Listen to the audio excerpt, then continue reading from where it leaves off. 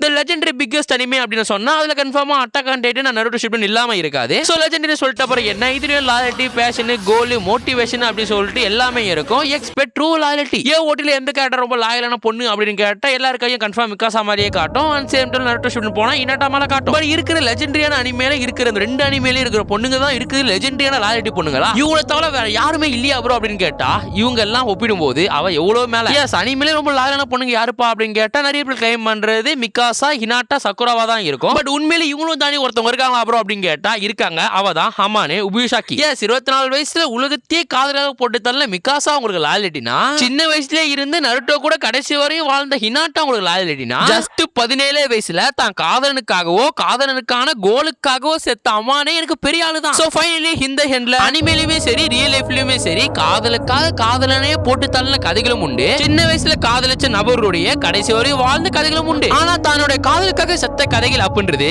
இதுவரை எழுதப்படவும் இல்ல, இனிமேலும் எழுதவும் படாது.